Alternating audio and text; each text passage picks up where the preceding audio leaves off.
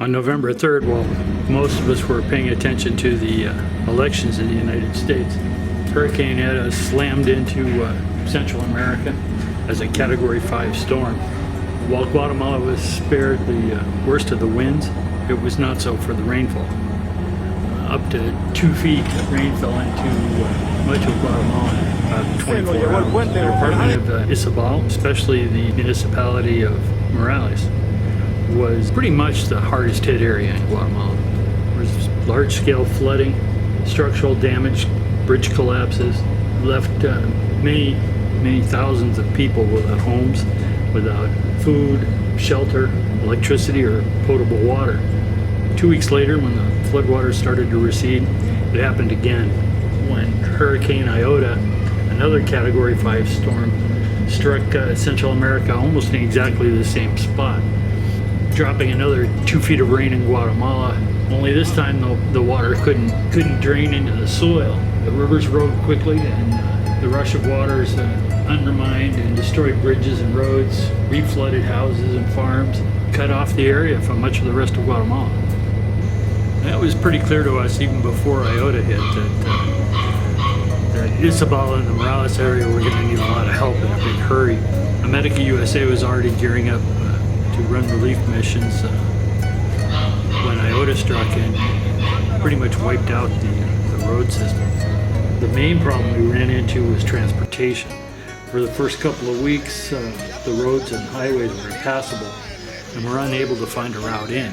Some mention was made of air transportation by helicopter, and our vice president was going to investigate that, but those efforts never really came to fruition. While AMEDICausa continued to provide emergency aid missions to the rural areas that we could reach, we continued to stay in touch with the Morales firefighters as it became increasingly clear just how really bad things were, especially for the rural agricultural communities in the area. As soon as we learned that the highway was again passable, we loaded up for our first mission to the area. Even with the highway open, the trip took roughly twice as long as it did before the hurricanes. Aiding us on this mission was the 73rd Company of Bomberos Voluntarios there in Morales. As in the United States, the firefighters know more about their community than anyone else, and they've been really indispensable to us. The firefighters not only help us package the food parcels, but also introduce us to the communities, help us with distribution, help us get the story of what it was really like to live through this disaster. The Sioux village is situated on an old abandoned United Fruit plantation, which is where it got its name, though pronounced Sioux in Spanish. It's one of several villages in the area that United Fruit named for Native American tribes in the United States, and bananas and plantains still provide the chief source of income for the area. The flooding has wiped out the trees, and even if they were replanted tomorrow, it would be 18 months to 2 years until there would be saleable fruit for export. That doesn't bode well for people who depend on agriculture for their income. It's also killed all the cornfields or the maize fields, which is what the community depends on for its food source. The first thing you notice in Sioux is the mud. Even a month after the hurricanes, everywhere there's thick, suck your boots off mud, even in the homes. The second is the lines. Every house has a mud or water line marking showing the height of the waters during the peak of the floods. On many of the structures, there's two lines, a fainter but higher line from the first flood with Eta, and a second muddier and darker line from Iota, when the earth was already so saturated with water that the mud mixed with the floodwaters immediately and deposited a heavy layer of sludge up to 2 feet thick everywhere, including inside people's homes. Over the course of my career, I have probably spent more than my fair share of time in disaster areas, but I still am struck by how different it is than watching it on TV. One problem always creates many more.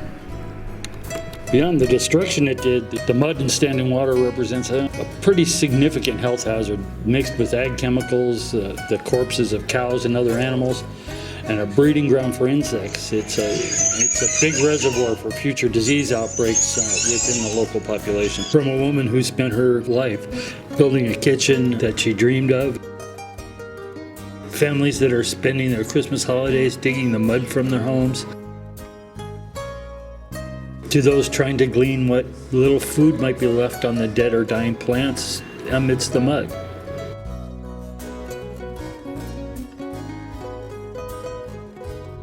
Delivering the emergency food aid from house to house or in small groups gives us the opportunity to get to know, even if in just small ways, both the strength of the local people and the overwhelming challenges that they face.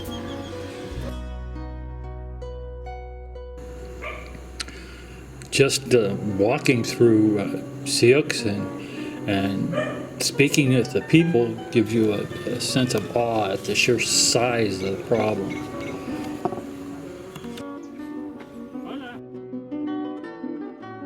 This woman, Maria, told us of their rather harrowing escape on a motorcycle as the flood began to rise.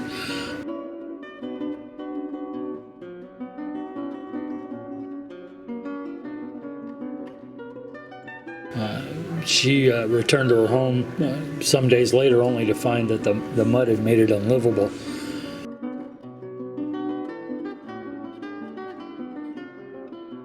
Her son Mario was shoveling out their storage bin where the corn they had for food and for next year's crop is now spoiled and rotting. And when I asked where they were sleeping now, she pointed out their chicken coop, where she, her husband, and her mother and her son are all now living, is somewhat similar. He and his wife and their 4 kids escaped the flooding on foot, but when they returned, their home was filled with mud and river sand, leaving their family of 6 people sleeping on the borrowed mattresses and laminate sheets outdoors.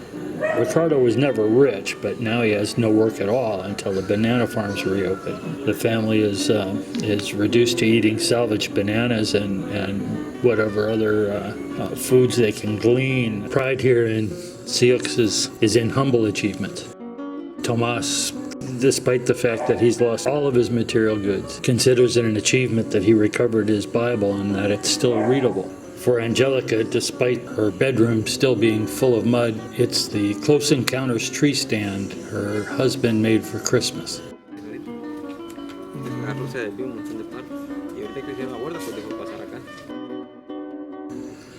For our local guide Kiki, it's, despite having lost everything he owns, and his house being destroyed and as full of mud as everyone else's, it's spending a day at helping us distribute the food supplies to his neighbors.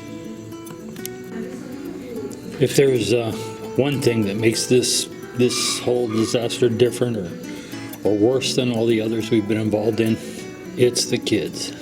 Sleeping in the open, eating in the ruins of their homes, schools destroyed, their lives turned upside down. In most small-scale disasters, there are shelters, schools, and so forth, where the children can be protected. But because the scale here is so big, there's just nowhere for them to go. If there's one thing that a video and photos don't convey, it's just how hot and humid and buggy it is. There's almost no water in the area that you can drink without boiling at first. Andrés. Jorge Andrés. La famosa Jorge Andrés. Of course, the kids seem to deal with it better than the adult, but I think it's a testament to their parents that they all stay so clean in a situation that has more in common with a Munster truck rally than their normal home.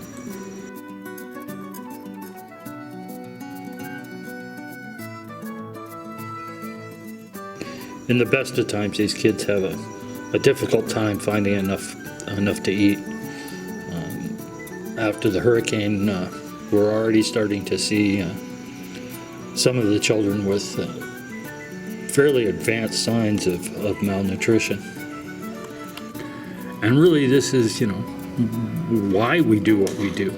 It might not be saving the world or finding a cure for cancer, but if we can make sure that these parents, just for one short week, don't have to worry where their child's next meal is coming from, then we can consider that a small victory. And that's how recovery from disasters happen, is one small victory at a time. No matter how long the day or how far we have to drive or how dirty we get, at the end of the day, we're going to back up and go back to a hotel or to our homes, and these people of Sioux will still be here in the mud.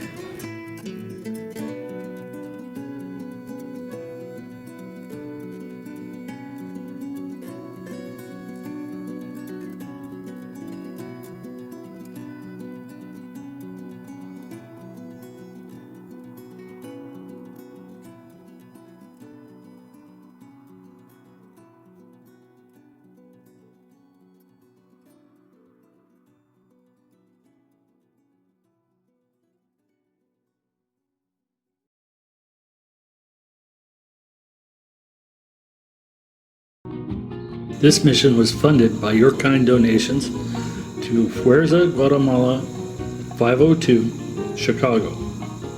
To help with future missions in the Chicago area, call 773-619-2598. To donate online, please visit AMEDICAusa.org/donate.